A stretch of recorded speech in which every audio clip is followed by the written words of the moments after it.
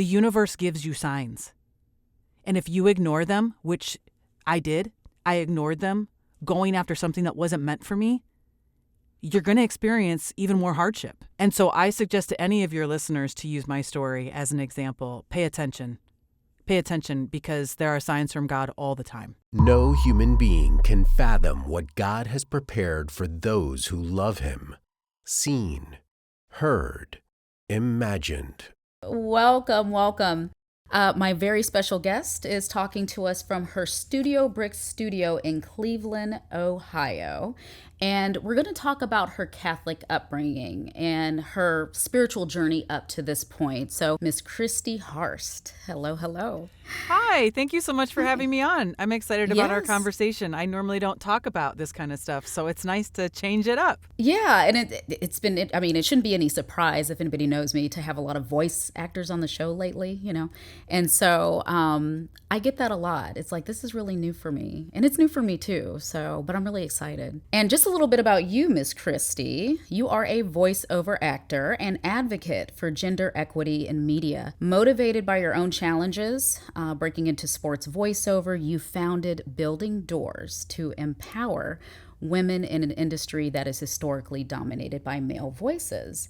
And you're a champion for representation and helping women overcome and work through the gender diversity issues that we find in our community as well. And your voice has been featured as the brand of YouTube TV, John Deere, as well as a variety of other broadcast and non-broadcast projects. So you've been busy. Yeah, thank you for that intro. I appreciate it. Yeah, you're welcome.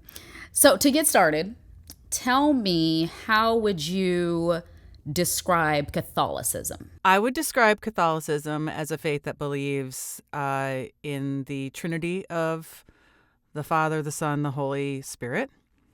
I would define Catholicism as a religion that is one of the oldest religions, and many other religions have branched off, like Lutheran, Episcopalian. And I would say that the Catholic Church has hard stances on many issues that exist in our world. And I believe that the Catholic Church is a business, in my opinion. Do you believe that all churches, no matter what denomination, is technically a business? Yes, I do think most churches are businesses. I would say that there is probably the spiritual aspects of all churches, and then there is the business context as well. Not to sit here and make a determination as to whether or not that's good or bad, but I think it all really needs to be balanced. You know, really needs to be balanced and have good oversight and things like that. So, if you think about it, the Catholic Church has influence in many things, in politics. Many things. You know, it has influence. And so when you take that influence, you have that running as a business, and then you take what they can say and do, there's something there. And I think it needs, I think maybe more regulation. Yeah, I would honestly probably agree with that assessment. I would agree with that. Just knowing that you're right. There's the affluence and the influence that has been there for like centuries. And it's a lucrative religion. They do very well for themselves financially. So I would absolutely agree with that. Now, how old were you when you were introduced to the Catholic Church? So I was born and baptized. I was baptized Catholic. I received all the sacraments through Catholicism, and through first grade through 12th attended Catholic school. So that's just what I was brought up in. Sure. Yeah, my mom was raised Catholic. My dad was not. I believe my dad converted to marry my mom. And then we went to church together as a family every weekend. How old? Do you recall how young you were when you got baptized? Oh, it was right after I was born. Yeah. Okay. Yeah. Yeah. Pretty typical, right? Yeah. Yeah, in the Catholic Church, they prefer that babies be baptized before they turn 1. Mm-hmm. Mm-hmm. So, I don't remember that, but there's pictures. But yeah, most babies in the Catholic Church are baptized prior to turning 1. Mm-hmm. And out of curiosity, did you ever consider being baptized again, or? That's not really something you do in the Catholic Church. Yeah, fair. Yeah, Yeah. no, it's not something that, like, once you're baptized, you're baptized. Yeah. Now, if you wanted to convert to a different faith and some sort of baptism was a part of that, like if something like that, for example, like let's say I married a Jewish man and I converted to the Jewish faith, then I would have to go through their form of baptism, right? But no, in Catholicism, once you're baptized, you're baptized. I would agree. I have a couple of friends who were raised Catholic as well. One of them made a decision later on to get rebaptized in a non-denominational church. I've had this conversation with friends before too, where they decided that since they believed that they weren't old enough to make a sound or grounded decision Sure. in the choice they were making, and so they went ahead and did it again. Sure. So that's why I ask. I'm always curious about that. So, but in general, the one and done, I think, kind of across, Christian religions, to me would be the ideal. But I do know that there's, quite a few churches that would say otherwise. Other Christian sects would still ask you, well, if you want to be a part of our Christian faith, Okay. it's like, Yeah. so I know I've personally ran into that, but yeah, but I've always been a fan of the one and done, with the exception of, I do agree, for me personally, I believe that there is something really important about understanding what it is that you're signing up for, so to speak, right? And having that age of awareness or what have you. So I'm always curious about that. Always curious. Now, what were your experiences though with growing up in the Catholic Church? Like, do you have any like stark memories? Any stories stick out to you? So for me, and I have said this and I'll continue to say it, when I look back on my education going to a Catholic school, I went to church twice a week, once as a part of school programming and then on the weekend with my family. I will say that the Catholic teaching that I had in school, because there was a religion class, and the fact that I went to a Catholic school, I didn't just have one religion class, right? We were taught to act in service. We had to conduct volunteer projects as kids to help the elderly rake their yards in the fall, and our band would go and play at this school called Christy Lane, which was a school for Down syndrome kids for their yearly dance. And so when you grow up knowing nothing but that, acts of service, and being taught to the food drive for the poor, this, right? And you go and you volunteer as a part of your school, that gets ingrained in you. And so the good things that I take from my experience growing up in a Catholic school and being raised Catholic are those acts of service, to think of people who have less than you, to treat people with kindness, and that no one is beneath you, and that we are put here for a reason. It is our job. God has already determined what my life is. It was determined a long time ago, probably before I was born. And it's my job, through faith and through living in my purpose, to discover what that journey is, and to live my life in a way to go along or navigate my way to the map He's already laid out, right? And discover all these great things that He already has set for me, and all these learning lessons, right? Even the bad, even the negative, even the challenging times, right? They're there for a reason, and they're there to shape you for the next thing that He already has planned, right? So I think that a huge thing about why I appreciate how I was brought up is because of those things. And I will say that as an adult, things start to change. As you said, when you aren't given the choice to be baptized, and maybe it should be left to when you're older and you can make decisions. Just as I got older and I started to question things that were taught to me, as I started to go through some of these life experiences of the ups and the downs. So I would say, yes, acts of service, being kind, people who have less than you should help them. those kinds of things are definitely things that I take away from being raised in that environment. And I see that. I see that in the work that you do too. I Mm, really do see that. thank Like that you. shines through you. Yeah, you're welcome. You're welcome. Yeah. Now, where would you say you are now though in your connection with the Catholic Church, your connection to Catholicism as a whole? So I joke sometimes and refer to myself as a proud cafeteria Catholic. Um, What is basically meaning like, when you go to a buffet or a cafeteria and they give you those trays like bento boxes that have all the little squares and you can pick and choose what you want. Oh, That's kind of where I'm at right now with Catholicism. I pick and choose what I agree with and what I, am down with. And for me, now that I'm older, I'm married, I have kids, and culturally, I'm very aware of what's going on in the world. A lot has changed since I went to school.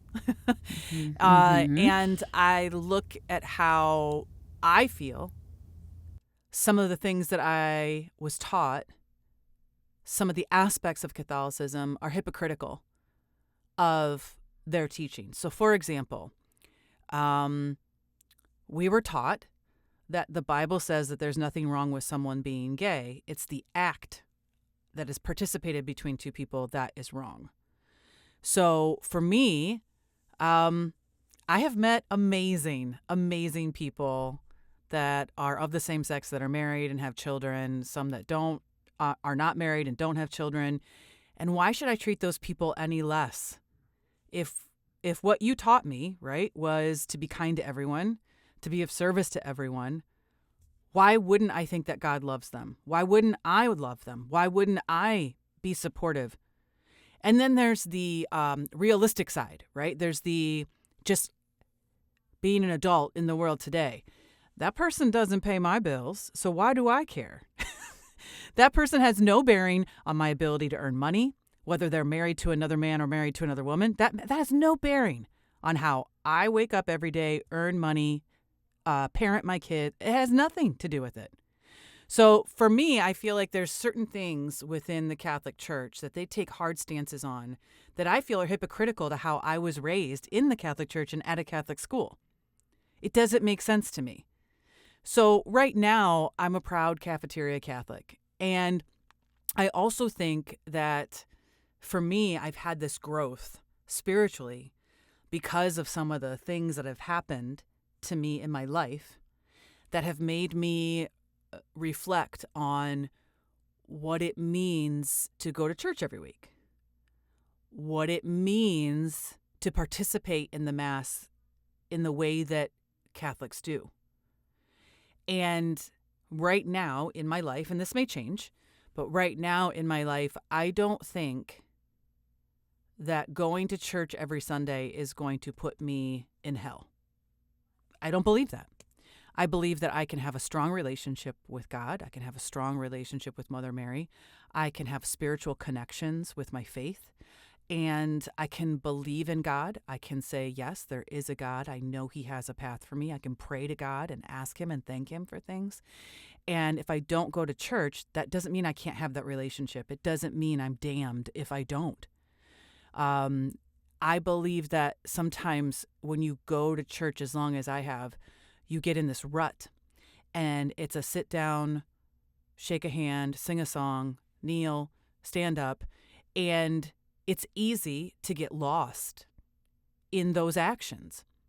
And so if I feel that I can have a stronger relationship with my faith by not doing the stand up, sit down, sing a song, shake a hand, then that's what I'm going to do. And that's what's best for me.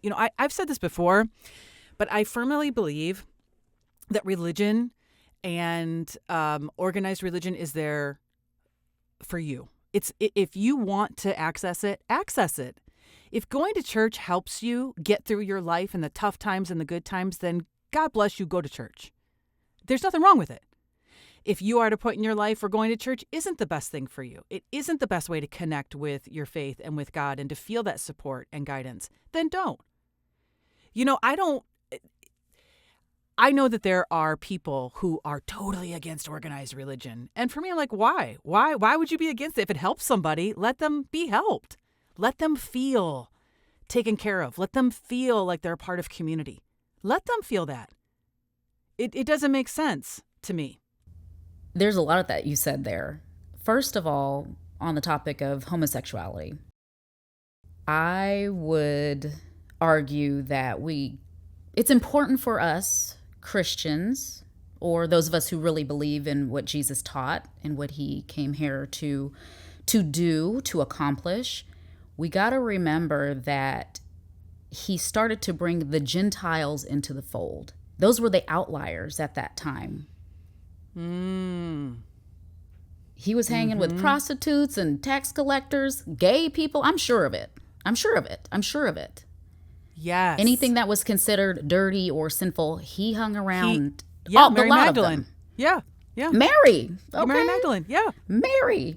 So I hear you and I agree with you. Okay.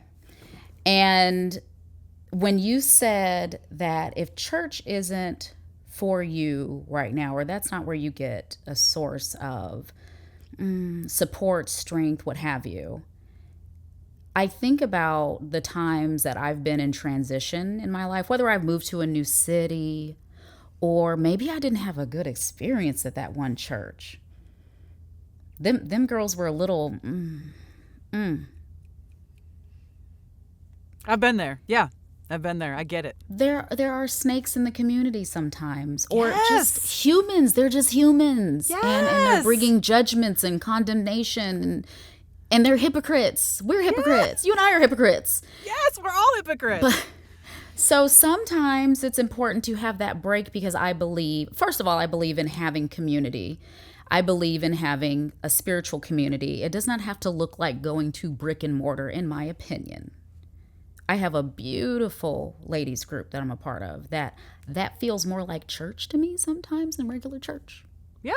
And there's nothing wrong with that. There's nothing wrong with that. It's important to have it, I believe, so that we're not floating, we're not lost, we're not confused. It's important for us to have our people who are going to be great at guiding us back and helping us on that. You mentioned, God having this path laid out for us probably before we were even born. He says he knew us before we were woven. So we need people in our life who they might not have a clear picture of what our map and our outline looks like, but they know that over there isn't for you. Or they know that you want to do better than that over there. So let's nudge you this way, Christy. Michelle, I remember a year ago you said X, Y, and Z, and that's not where you're at. You intended to be over here. So that can look like church to me, and that can look like community, and it's okay to be in transition. Like, I don't know how many times I've had to look for a new church to find my people all over again. Yes. So yeah, everything you said was just very poignant and hits home to me as well. Yeah. So is there like any aspect of the church that still really resonates with you though? Anything involving the sacraments? I will say that there are certain hymns, there are certain songs that make me cry when I hear them. That's sweet. There's certain hymns in the Catholic Church that are always played at funerals. And there are certain hymns that are always played at Christmas time and Easter time. And so I grew up playing 5 instruments. And you did? Yes, I did. Which 5? Now I got to stop and ask. I started at 8 years old with guitar. Then I added trumpet. Then I added French horn. Then I added violin. And then I did flugelhorn, which is the marching band equivalent to French horn. And my first instrument, guitar, I started, and then I went into the church folk group. So I would play all the music at the mass during the week for school. And then I would play in the adult folk group on Saturday mass at 4:30 on Saturdays. And so there is, a huge connection for me to certain songs and certain hymns. And I would say that's one thing that I definitely... For example, 2 years ago, I went to a funeral, and it was a Catholic funeral, and they played a song, and don't you know it, I was crying. I was like, oh, I remember this time. And it has so much more meaning now that I'm an adult, right? So that's one thing that I definitely have a tie to in the Catholic Church. And again, I mean, I hate to say it, but this whole idea of being of service. When I was an adult, I'm still an adult. Before and then after I got married, my husband and I went to church, and we went to the downtown cathedral. That's where we were members. And there was a pastor. His name is Father Ed. And every week, it didn't matter what the reading was. Because, in Catholicism, when you go to church, they read. And it's not from the Bible, it's from the scriptures, these literature readings. And so the father will read, and then he gives a homily based on the lessons in that reading. It didn't matter what week it was. It didn't matter what the literature was. Father Ed would always weave in this message, and he did it for over a year. He would say, God put you here for a reason, and you need to ask yourself what that reason is, and then give back to your community. For example, let's say you're good with numbers. Let's say you're really good with numbers, and you just happen to be an accountant by trade. Like, that's what you do from 9 to 5. Your calling that God put you on this earth for is beyond your 9 to 5. Give back to your community. Offer to do taxes for free for the homeless or for, some disenfranchised group. Offer to be on a committee at your local church. Offer to do something beyond your 9 to 5. And so when he talked like that, right, and he did it every week, every flipping week, it really made me think. And it made me think about why I was put on earth. It made me think about what gifts God gave me and how I could use them to better serve. And it's because of his message that I started to volunteer to read every week. So before Father speaks and before Father reads from the book, there are 2 readings that volunteers will read from. And I will say it was probably one of the best things for my voiceover career ever. You see how it works? You see how that works? So every week, and I read a lot, because there weren't a ton of volunteer readers, and I was younger at the time, and so they wanted to get, this diversity of people reading behind the pulpit. So I subscribed to this monthly service where they send a little booklet in the mail with all of the readings so I could practice beforehand. Because in Catholicism, there are readings throughout the year where literally it's nothing but naming cities in Jerusalem. Name of city, comma, name of city, comma, name of city, comma, name of city, comma, right? And then there's also ones where they just name people. And so I never wanted to get in front of the microphone, in front of this huge cathedral of worshipers, and not be able to pronounce something correctly or stumble. And so I would always practice, look up words beforehand, practice the pronunciation so I wouldn't stumble. And I have to say that that's probably one of the reasons that I'm so good at e-learning, specifically difficult words like oncology terms, because I created a rhythm on how to pronounce these words, which also calls upon my musicality, my music training, right?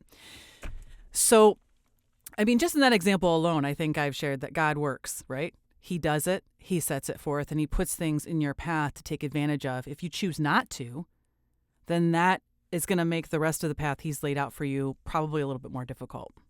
That's so awesome.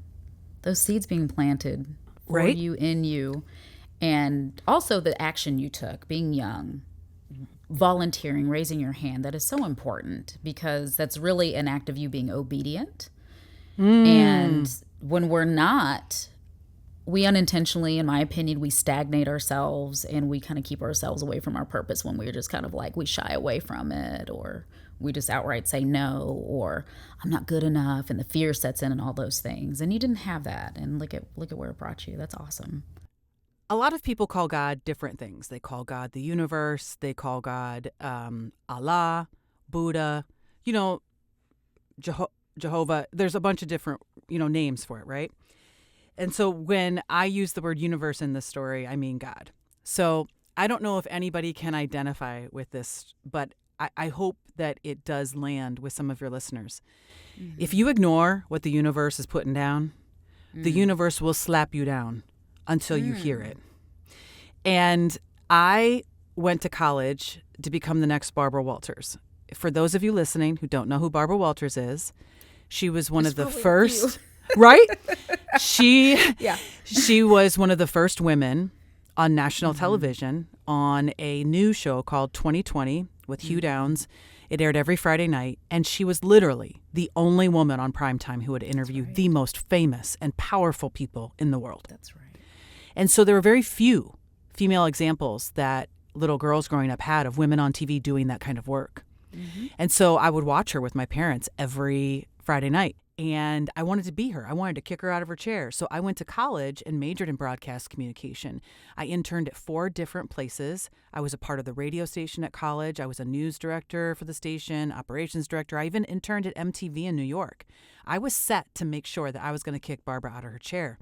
And it wasn't until 3 months before I was supposed to graduate where I was at MTV.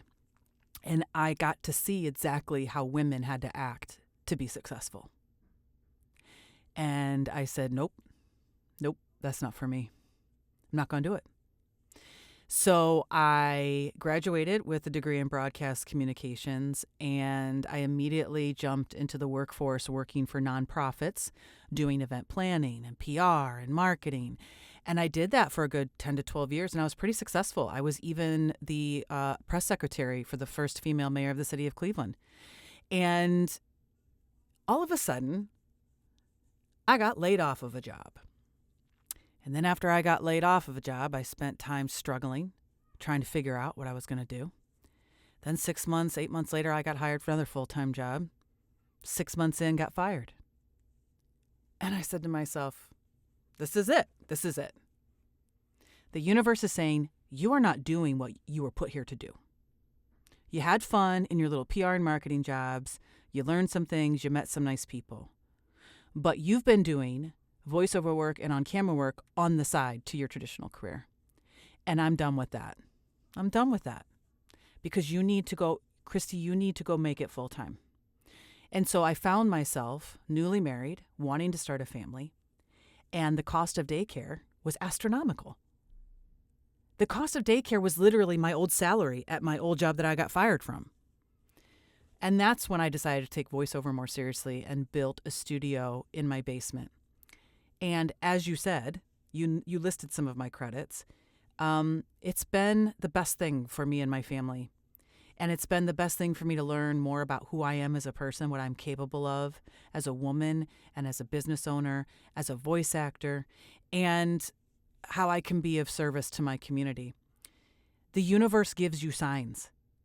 And if you ignore them, which I did, I ignored them, going after something that wasn't meant for me, you're going to experience even more hardship. And so I suggest to any of your listeners to use my story as an example. Pay attention. Pay attention, because there are signs from God all the time. Now, you work very closely with women, and you're working on just equity in the voiceover community as it relates to women. I'm curious, because the story intrigues me. What types of things did you witness women doing at MTV where you're like, ooh? Do you have a couple examples? There is one woman. Her name is Lauren Lazen. She's one of the founding head people at MTV. She's been there forever and a day. I think she still might be there. And the intern desk was directly across from her office. And what's unfortunate is that I firmly believe now, much later, that Lauren had to do and be things that she probably didn't want to be to keep her spot. She was in a sea of men. She had to justify her existence and justify her actions. And most of the time for women in those types of positions, it means you're not nice. You're rather crude. You're rather brash. And you really don't care about having friends. You don't have time. You don't have time to be nice. You don't have time to be kind. You have to justify who you are, why you belong there, and why someone else shouldn't be taking your office. And I realize that now, much older, but back then, all I saw was unkindness. And I was like, nope. I'm not going to be cutthroat. I'm not going to be a meanie. It goes against your religion, basically. So that's not for you. It goes against your religion. Oh, goodness. Now, tell me more. You were telling me a little bit about Saint Mary, So Mother your Mary, yeah. connection to Mother Mary. It's so interesting. Again, this is how God works. When I was younger, in the Catholic Church, there's 2 times that they hand out recognition to children. One is in 8th grade, and one is when you're a senior in high school. And in 8th grade, there's an award called the Mother Teresa Award, and then in high school, there's the Bishop's Cross Award. So these are the highest honors that students can get within the Catholic Church when going to a Catholic school system. I'm not saying this to be bragatory. I'm just saying that I did receive both of those awards. And at the time, it didn't mean, it meant something, right? But it wasn't like I had this huge connection or anything. But God works, right? This is how God does it. Laying the foundation, planting the seeds. So as I got older and things in my life started to happen, and I started to live on my own and started to work through healing from childhood traumas, I realized that there was a space that was comforting for me. There was an entity that made me feel better, and that was a connection with Mother Mary. And I didn't call upon it until I started going through therapy and cognitive behavioral therapy and going through these scenarios and in my head and realizing that there's been this loving mother figure my whole life who has been with me. But not until, I would say, the last 10, 15 years have I called upon that. Have I really started to cherish that relationship that I've had that was there the whole time. And I don't want to get too deep into this, but I grew up in a household that had a narcissistic mother and a lot of verbal and emotional abuse. And I didn't realize that that's what it was because that's all I knew, right? I thought that's how everybody's family was. So I didn't start to realize the effects of all of those things until well into my 40s. And it was at that point when I'm starting to parent my own daughter and parent my own son that some of these things start to kick back, right? And you start to think about it. And then you start to realize what happened. And I will say that in my meditations, in my therapy sessions, in my guided meditations, I even do like sound baths. Oh, yeah. I will say that Mother Mary frequently comes up. Yeah. And it is always this overwhelming sense of warmth, comfort, and love. And it's something that I think I don't get from the traditional sense of a mother, and why it's so lovely and so strong of a presence for me, and how much I greatly appreciate it. I love that. That's so beautiful. Because the universe is really, really good. He knows you. He knows you intimately, deeply. And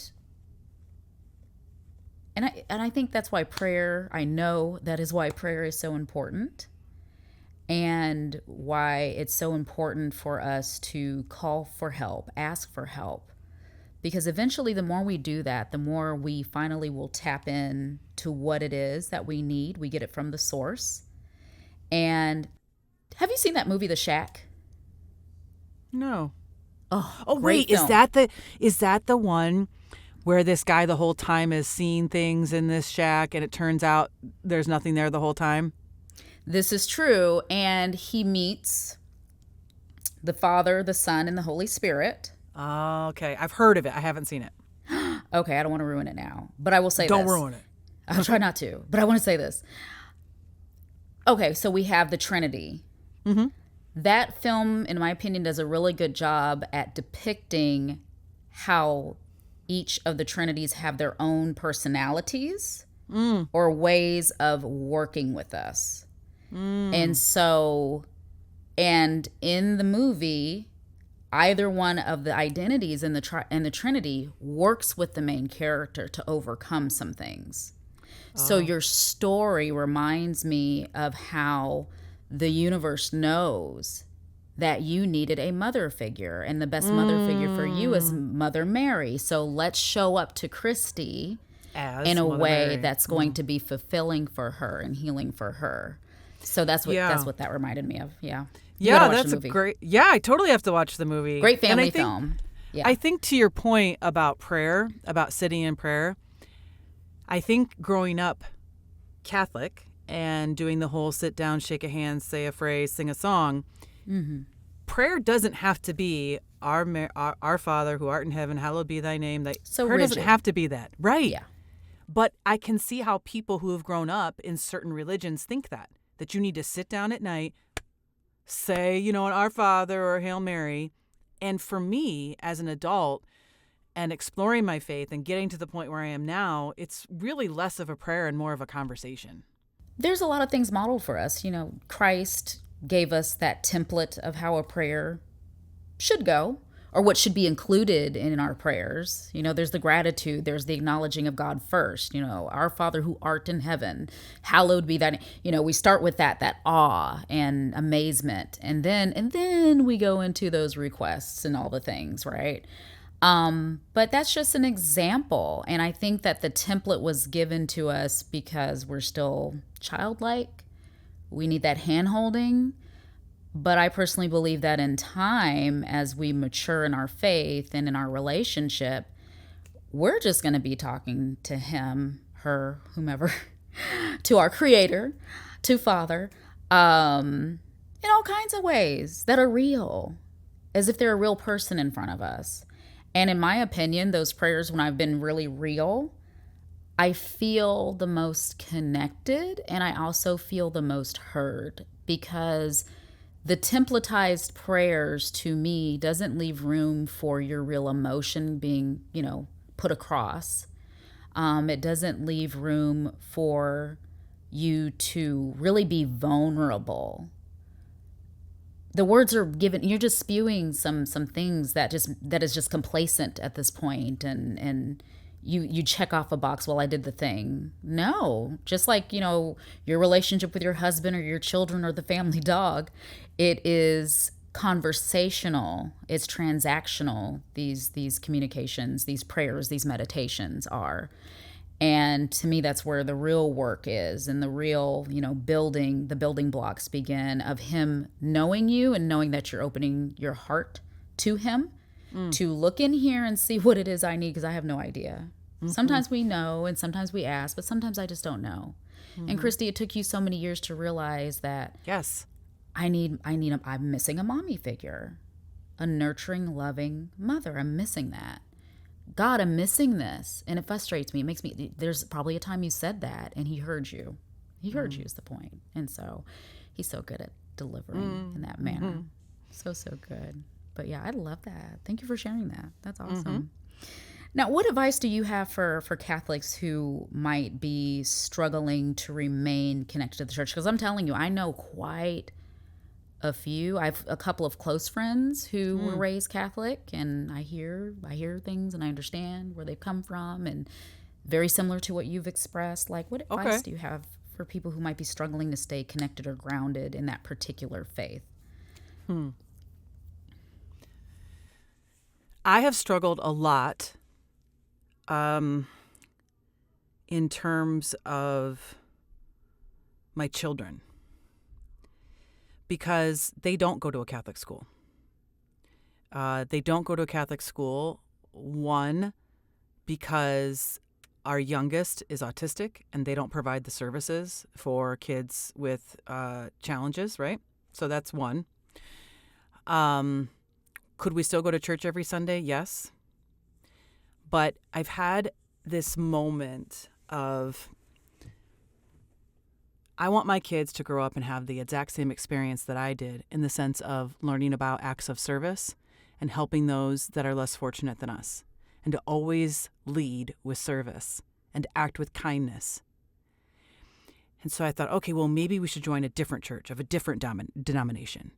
And so I started to research churches. I started to talk to people in the faith community. I have a friend who is a first lady at a Baptist church, and her husband, is the pastor. And so I would talk to her about it. And she would give suggestions as to what church here, what church there, go explore this, go explore that. And then I talked to my husband, who is from Venezuela, raised in a very, very Catholic, environment. And Christy, we're Catholic. Why? What do you mean we go to a different church? We're Catholic. That's who we are. And I finally because there are certain, like I said, there's certain things about the Catholic Church I don't want my kids to be ingrained with. I just don't.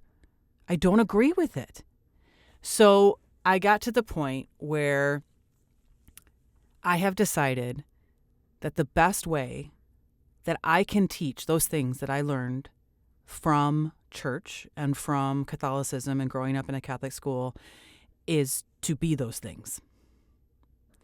To be those things and just simply be a role model in how I conduct myself. And I want to get really nitty-gritty with this.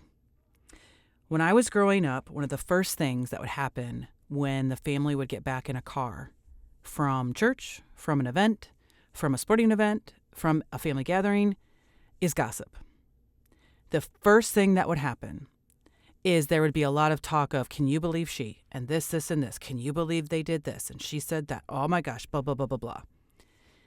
That had a huge influence on me. And so I make sure I don't do that. We don't act like that in our car. We don't talk like that at all. And here's a real life example that happened 48 hours ago. My daughter is on a flag football team, a travel flag football team, girls. And there's a girl that some of the girls don't like. And some comments were made about this girl. And I said, you know what? Why don't we put ourselves in that girl's shoes? You don't know what's going on at her house. Have you ever noticed that the only person that drops her off at practice and comes to her games is her father or her grandmother? What happened to her mom? Why isn't her mom around? Do you know why? No, I don't.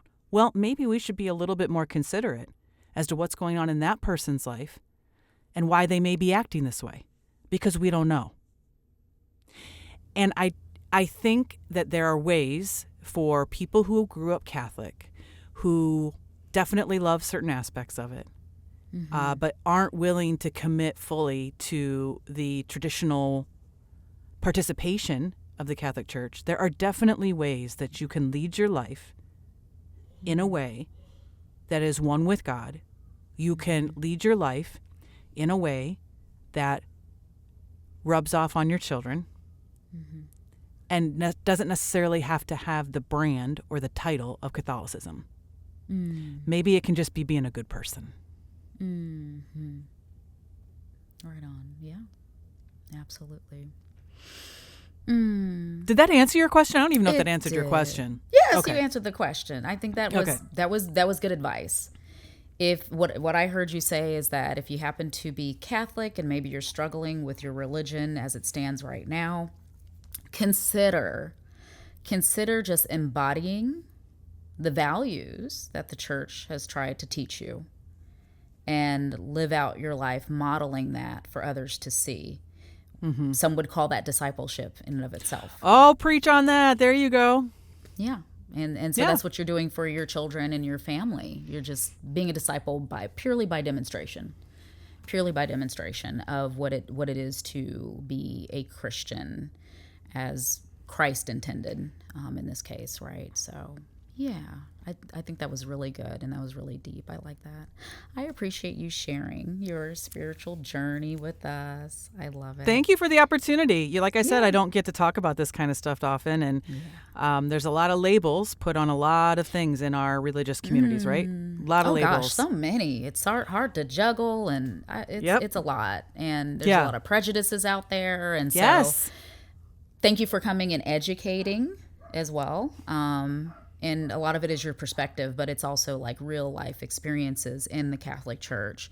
So I'm wondering, how can people learn more about you or even this Building Doors community that you've built? Oh, thanks for that opportunity. Yeah, you can go to ChristyHarst.com. That talks about me. And then it does not. I've been there. It does not.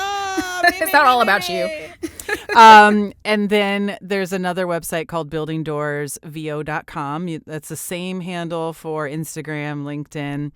And building doors, I started building doors because after 5 years of trying to gain access to opportunities for male-dominated sports to voice for them, I was told by a promo agent, like an LA agent, Christy, you're good enough. It's just these opportunities don't really exist a ton for women. And so I thought to myself, well, if I can't knock on the door, I can't kick down the door, because there is no door. So why don't I partner with women around the world and build one? And so that's what we've been doing for the last year and a half. I partner with women around the world to revoice scripts originally voiced by men in male-centric genres like sports, tech, cars, all that stuff. So go check out these women from around the world who are revoicing these scripts, and you will notice you don't miss a darn thing. It's awesome. Very powerful.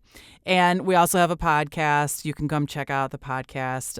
I appreciate anyone who takes time to go check out any of those websites, because I firmly believe that time is the greatest gift you can give someone. And if someone chooses to go click around on buildingdoorsvo.com and listen to these women, that is a gift.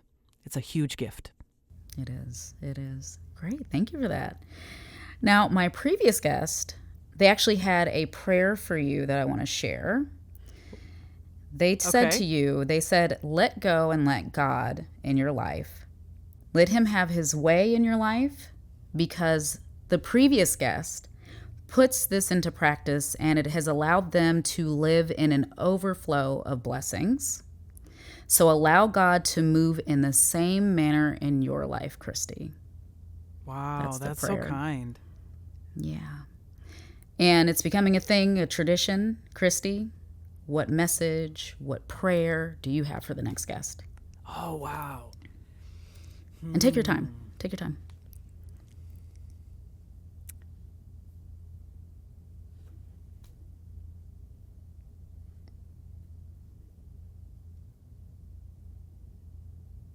What if it's not as well? Now, what if it's not as eloquent as that person? Stop it. It just needs to come from your heart. Perhaps the spirit will move you to say some mess and it might make sense on the other end. It just needs to be organic. Okay. Here's what I would say. I have friends of no faith. I have friends of much faith. I have friends of middle of the road faith. And all of my friends at one point or another have had tragedy and trauma happen in their life.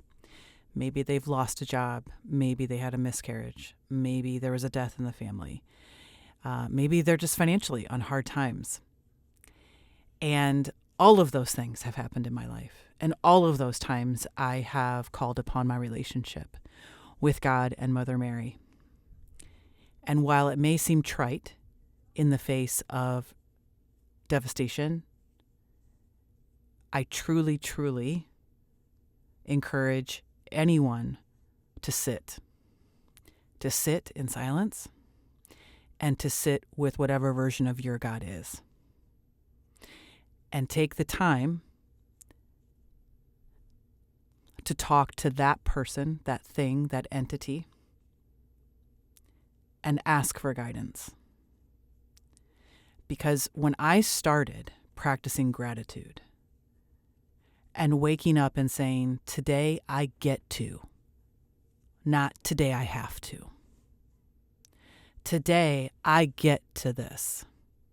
And then at the end of the day saying, thank you, God, for allowing me to do this, this, and this. Even though I'm broke right now and we have $15 in our bank account. Thank you for allowing the pantry items to be there to feed my family tonight. Even though I can't pay this bill and that bill, thank you for allowing the heat to still be on. Practice gratitude in the face of adversity. Yeah. That's what I would say. I'm done. Oh, boom, boom, mic drop. It wasn't as eloquent, but that's what I would say. You can use Chatty Patty to clean that up. Chat GPT. that was awesome. That was awesome because I already know who's going to be next. Oh, okay. And I already know that what you said is very fitting. It almost brings a tear to my eye. So that was great. Oh, yay. Yes. Am I allowed to ask who gave Nope. me my prayer? Nope. Oh, Nope. oh, Nope. Fine. Nope. Oh, goodness. All right, fine. You got to tune in. You would be number 12. You need to look at episode 11 when that 11. gets released. Okay. Yeah. All right. Yeah. I think you'll be pleasantly surprised, actually. So, yeah. Yay. Thank you so much, Christy. Thank Thanks you. for I joining me appreciate this it. It's evening. lovely speaking with you. Does your soul feel ignited by what you heard today? Then show your support by clicking the subscribe button on the YouTube channel or follow our page. You'll receive alerts when new content is available and stay informed of any special contests or giveaways held by this podcast sponsor. Thanks for watching and listening.